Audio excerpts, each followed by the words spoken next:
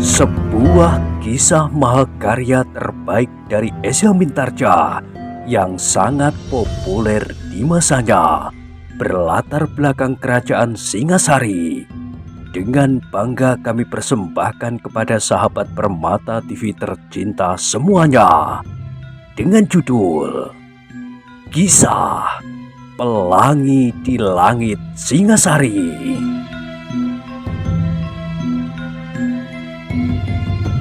Pada kesempatan yang sangat baik ini, kita masuk pada episode yang ke-223. Selamat menikmati.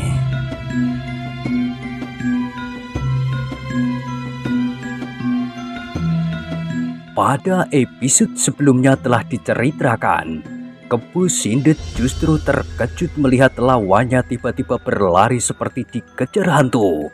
Menilik sikap dan perlawanan yang diberikan selama ini, maka Mahisa Agni agaknya akan melawan sampai akhir hayatnya. Tetapi tiba-tiba saja anak itu berlari sifat kuping. Tetapi ketika ia melihat arah lari Mahisa Agni, segera Kepu Sindet menyadari bahwa Mahisa Agni tidak akan meninggalkannya. Ia kini dapat menangkap maksud anak muda itu, mendapat sulur-sulur beringin untuk melawannya. Karena itu maka Kepu Sindet itu pun segera meloncat mengejarnya. Ia tidak ingin memberi kesempatan kepada lawannya untuk menemukan keseimbangan di dalam perkelahian itu. Agak jauh dari arena perkelahian itu, kuda Sempana berdiri dengan mulut ternganga, seperti bermimpi ia menyaksikan apa yang telah terjadi. Pada saat permulaan dari perkelahian antara Mahisa Agni dan Kepu Sindet, kuda Sempana hampir-hampir tidak percaya akan penglihatannya sendiri. Betapa mungkin ia melihat Mahisa Agni itu berkelahi melawan Kepu Sindet. Lebih-lebih lagi Kepu Sindet itu memegang senjata di tangannya, sedang Mahisa Agni sama sekali tidak. Semula kuda Sempana mencoba menganggap bahwa hal itu terjadi secara kebetulan, tetapi kebetulan tidak akan terjadi terus-menerus seperti apa yang disaksikannya kemudian.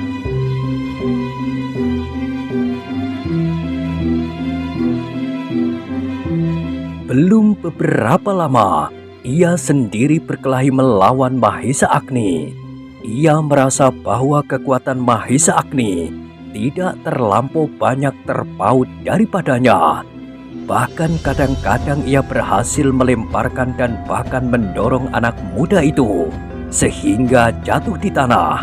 Tetapi kini ia melihat Mahisa Agni itu bertempur dengan Kepu Sindet yang seolah-olah dalam keadaan berimbang. Apakah Kepu Sindet itu sebenarnya memang tidak terlampau jauh daripada Mahisa Agni dan daripadaku sendiri? Pertanyaan itu tumbuh di dalam hatinya. Tetapi ketika ia melihat perkelahian Mahisa Agni dan Kepu Sindet itu selanjutnya, maka katanya di dalam hati, "Aku sudah hampir gila. Aku sudah tidak dapat mengenal lagi tingkat ilmu seseorang." Kuda Sempana itu kemudian melihat pertempuran menjadi semakin seru. Hatinya menjadi ikut berdebar-debar tanpa setahunya sendiri. Pada saat ia melihat Mahisa Agni terdorong hampir terperosok ke dalam rawa-rawa. Sebab kuda Sempana tahu isi daripada rawa-rawa itu. Namun menjadi berlega hati pula pada saat ia melihat Mahisa Agni berhasil melepaskan dirinya dari kemungkinan yang mengerikan itu. Sejenak kuda Sempana kehilangan tanggapan atas kedua orang yang sedang berkelahi itu. Sejak lama ia menyimpan dendam kepada Mahisa Agni.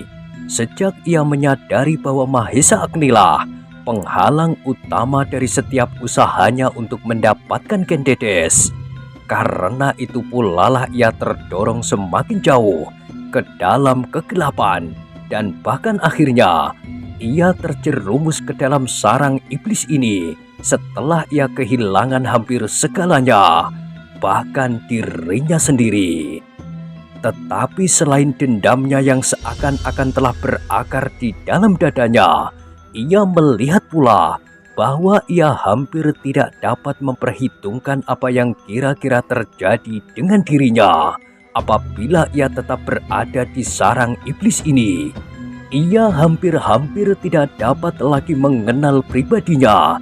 Bahkan ia menjadi acuh tak acuh terhadap semua peristiwa dan persoalan, meskipun itu akan menyangkut dirinya sendiri. Tetapi ketika ia melihat Mahesa Agni bangkit untuk melawan Kepu Sindet, timbullah berbagai macam pikiran di dalam dirinya. Mahesa Agni yang disangkanya sudah kehilangan semua watak-wataknya, ternyata pada suatu saat telah menentukan sikap. Bahkan tidak masuk akal bahwa Mahesa Agni itu ternyata mampu melawan Kepu Sindet dalam perkelahian seorang lawan seorang.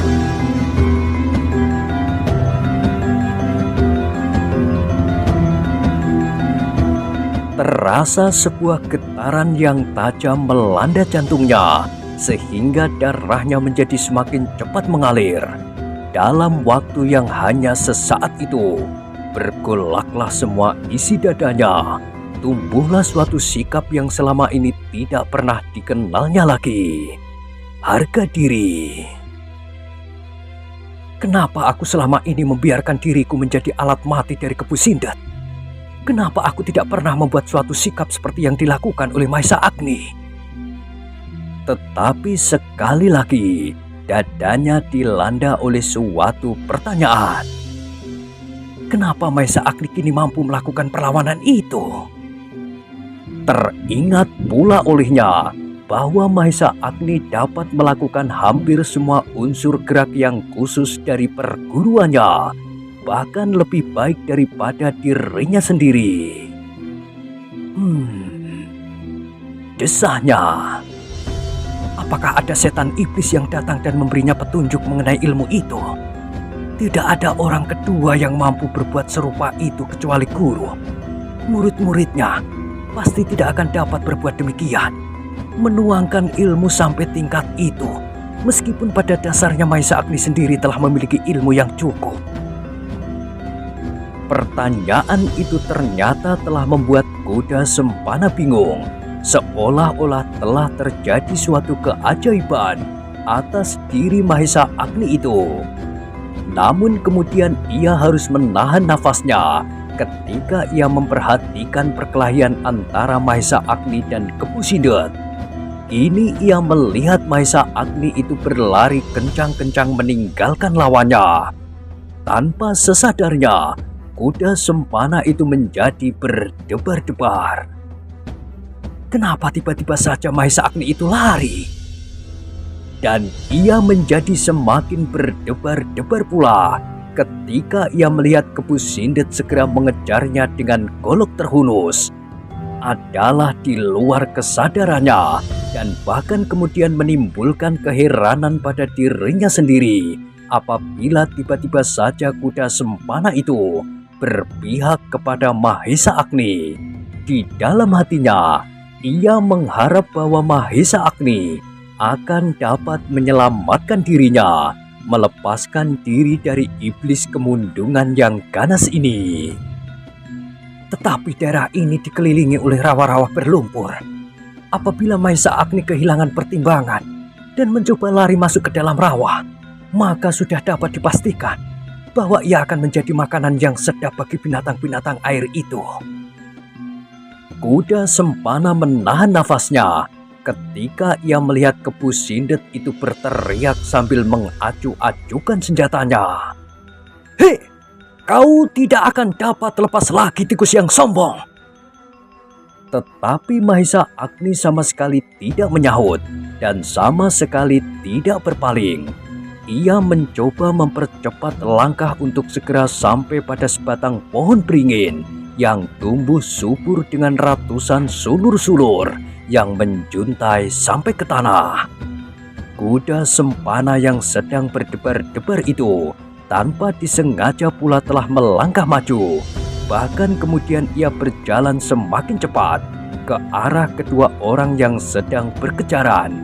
Namun baru beberapa langkah, ia pun tertegun. Kini ia menyadari apa yang sedang dilakukan oleh Mahesa Agni sama sekali bukan sedang melarikan diri.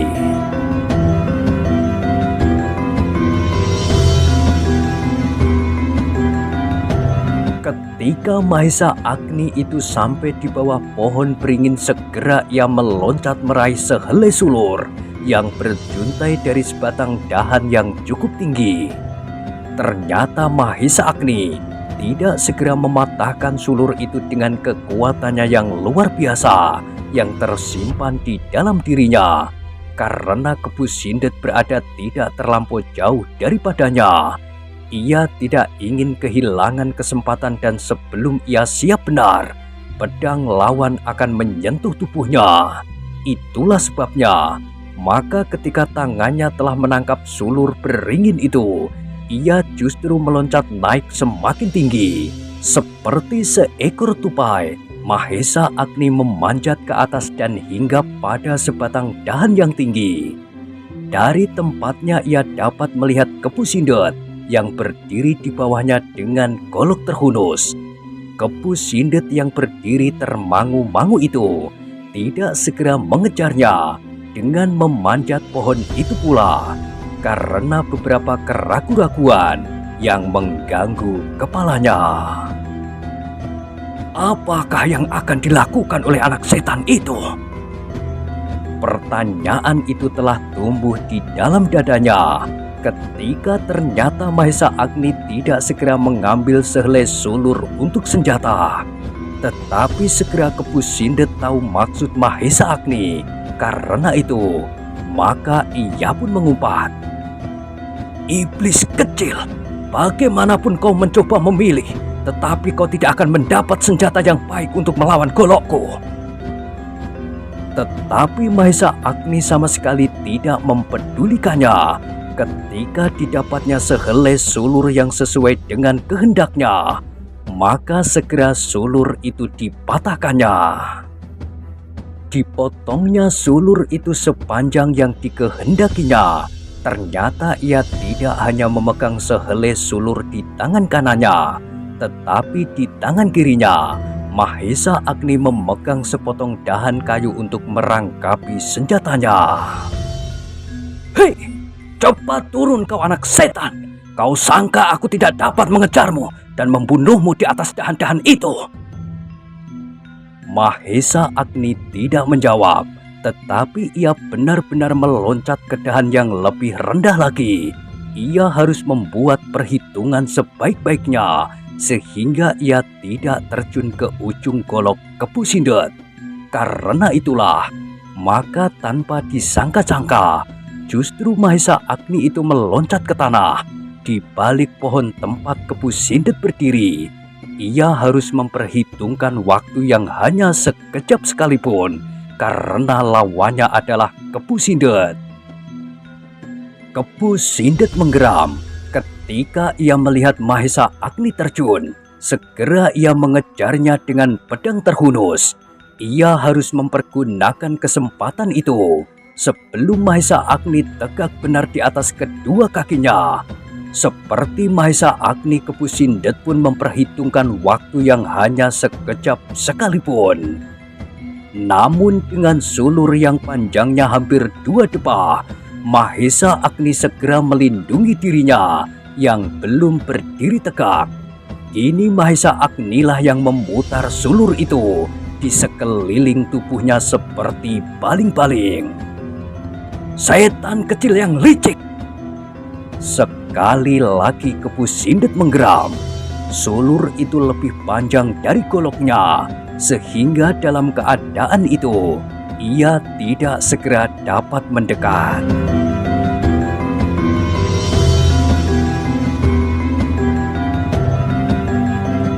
Dengan marahnya Kebu Sindet pun kemudian menggerakkan goloknya.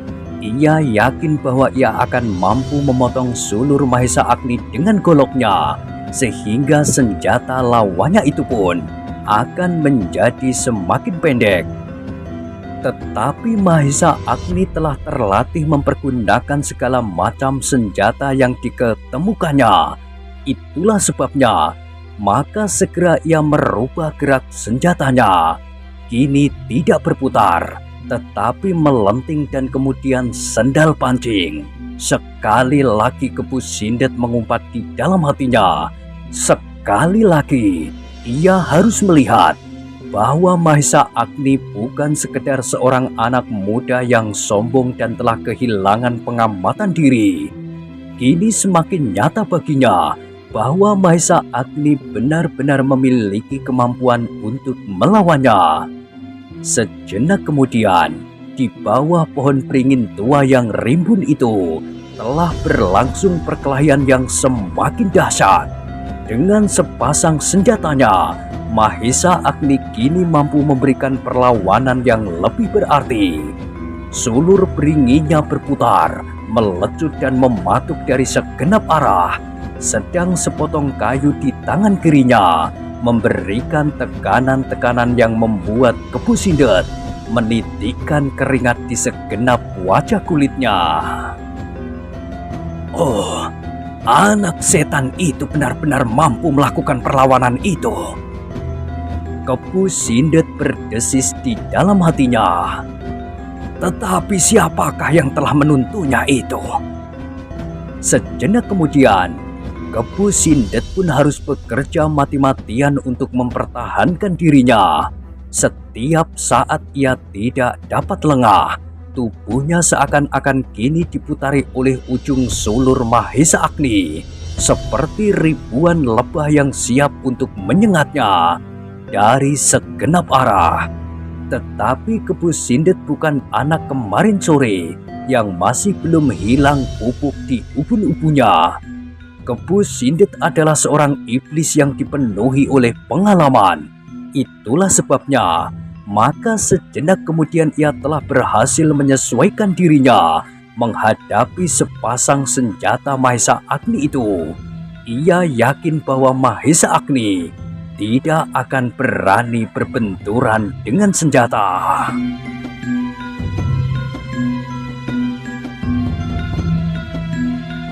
Dengan demikian senjata anak muda itu pasti akan terpotong.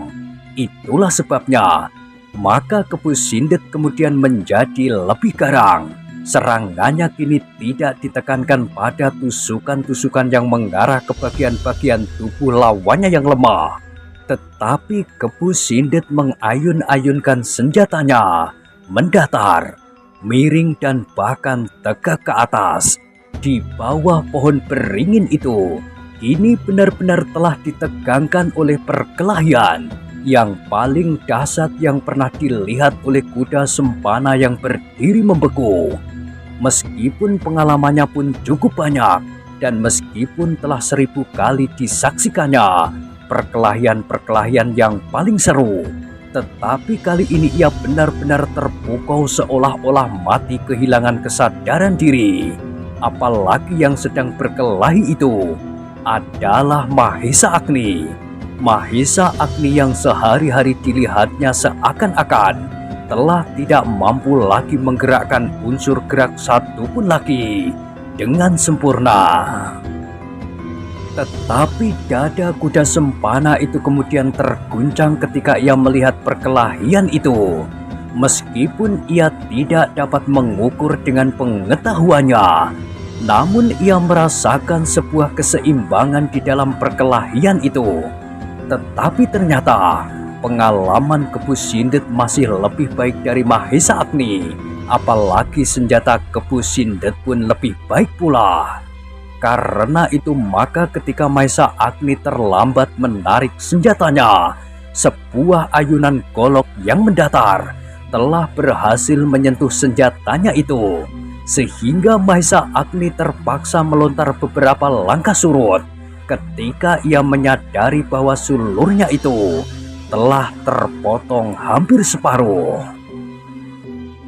Kepu Sindet yang melihat pula bahwa senjata Mahesa Agni telah terpotong dan anak muda itu meloncat surut, sengaja tidak segera mengejarnya. Dibiarkannya Mahesa Agni itu kemudian berdiri termangu-mangu sambil sekali-sekali memandangi ujung sulurnya yang telah terpotong itu.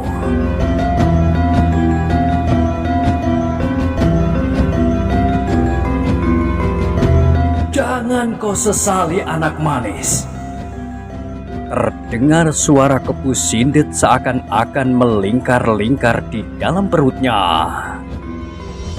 "Senjatamu telah terpotong, tetapi lihatlah bahwa pada pohon beringin itu masih bergantungan beratus-ratus macam senjata seperti senjatamu itu. Apakah kau akan mengambilnya pula, meloncat dan hinggap pada dahan yang tinggi untuk mendapat kesempatan memilih sepotong sulur yang paling tua menurut seleramu?" Mahesa Agni tidak menjawab, tetapi terdengar giginya gemetar. "Cepat sedikit," berkata Kepu Sindet kemudian. "Ambillah sulur-sulur yang lain." Mahesa Agni masih berdiam diri. Ia tidak akan berbuat begitu bodoh untuk menarik sebuah sulur yang lain. Dengan demikian maka berarti ia telah menyerahkan dirinya untuk dibantai oleh lawannya. Karena itu, ia masih tetap tegak di tempatnya. Ia masih cukup kuat untuk melindungi dirinya dengan sulur yang tinggal sepotong itu dan sepotong lagi dahan kayu di tangan kirinya. "Kenapa kau diam saja?" bertanya Kepu Sindet. "Aku beri kau waktu untuk memilih sulur-sulur itu." Mahesa Agni yang seakan-akan membeku itu masih membeku. "Bagus, kalau kau tidak bersedia untuk mengambil senjata yang baru, maka bersedialah untuk mati." Mahesa Agni mundur selangkah ketika ia melihat Kepu Sindet mendekatinya. Dengan golok terjulur lurus ke dadanya, ia harus menjadi semakin berhati-hati. Selanjutnya kini hanya lebih panjang sedikit saja dari senjata lawannya.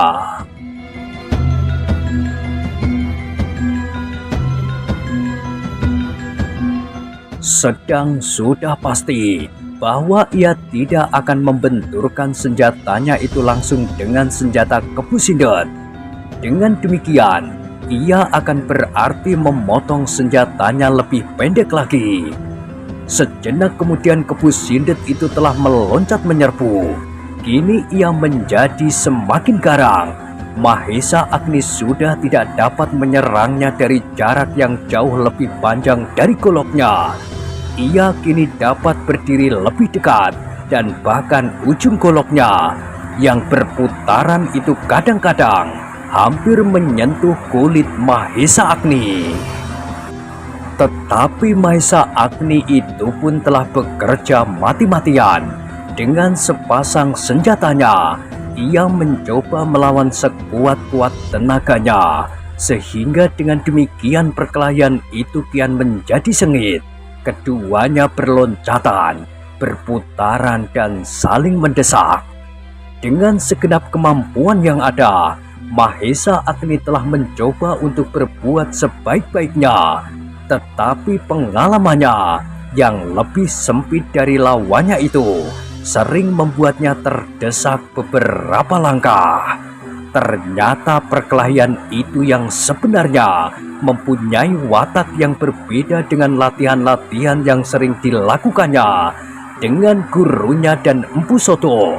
Meskipun kadang-kadang Mahesa Agni harus bertempur melawan kedua orang tua-tua itu, namun keduanya bukanlah lawan yang benar-benar ingin membinasakannya.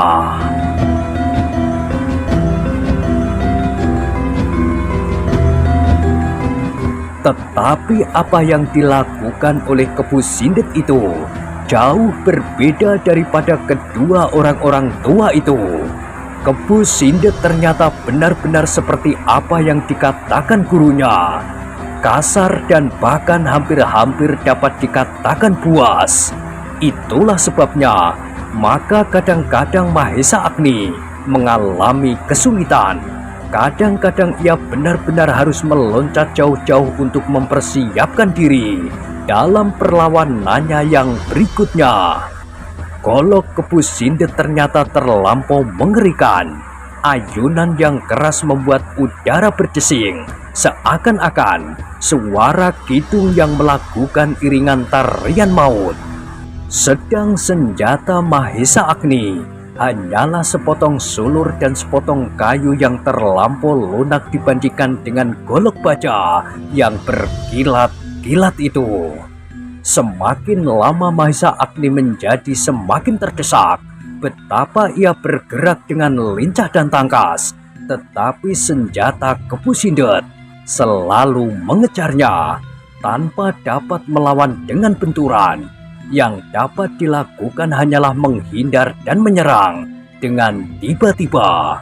Tetapi apabila Kepu Sindet kemudian menangkis dengan goloknya, Mahesa Agni harus dengan tergesa-gesa menarik serangannya. Keringat Mahesa Agni benar-benar telah hampir terperas tuntas. Tubuhnya menjadi basah dan mengkilat. Debu yang kotor, lumpur yang kehitam-hitaman dan kotoran-kotoran yang lain telah melekat pada tubuhnya yang basah itu. Perlahan-lahan Kepu Sindet berusaha mendesak Mahesa Agni sekali lagi ke arah yang dikehendakinya. Apabila sekali-sekali Mahesa Agni berusaha mengambil arah yang lain, maka Kepu Sindet segera berusaha untuk menahannya dan menguasainya pada arah yang diinginkannya. Iblis yang licik! Mahesa Agni mengumpat di dalam hatinya, tetapi mulutnya tetap terkatup rapat. Tidak sepatah kata pun yang diucapkannya. Namun terdengar giginya bergemeretak. Kuda Sempana menyaksikan perkelahian itu dengan nafas yang tertahan-tahan. Kadang-kadang ia menjadi cemas melihat Mahesa Agni yang selalu terdesak. Tetapi kadang-kadang ia berkata kepada dirinya sendiri, "Aku tidak berkepentingan dengan keduanya. Apabila salah seorang dari mereka mati, aku tidak akan kehilangan.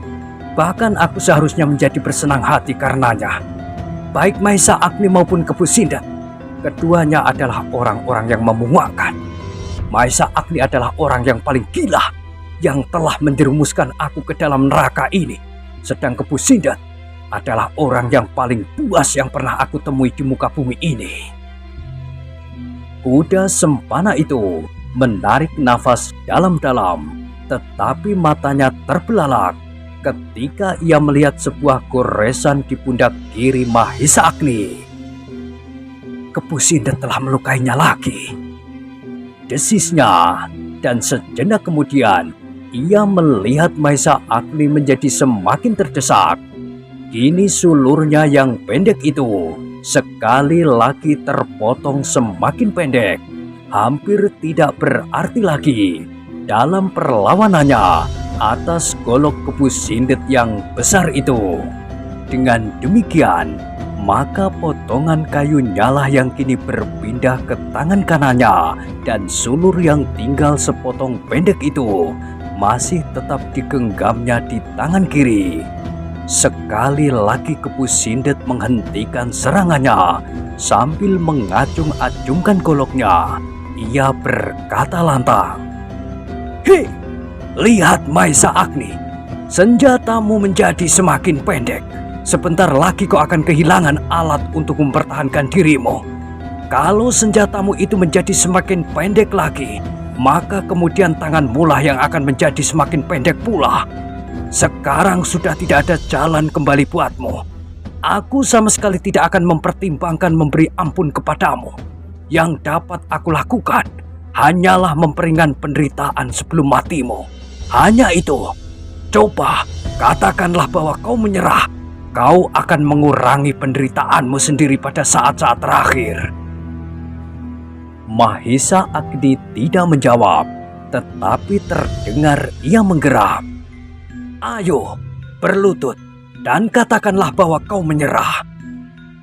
Mahesa Agni mematung. Bagus. Jadi kau benar-benar keras kepala.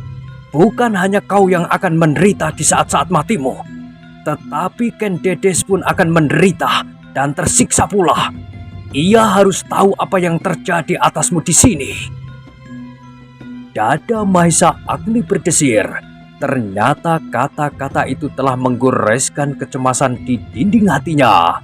Apabila benar demikian, maka alangkah tersiksanya adiknya itu.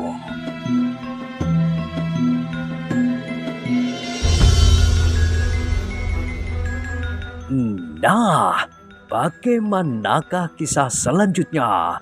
Silahkan ikuti terus kisah Pelangi di Langit Singasari pada episode berikutnya. Sampai jumpa.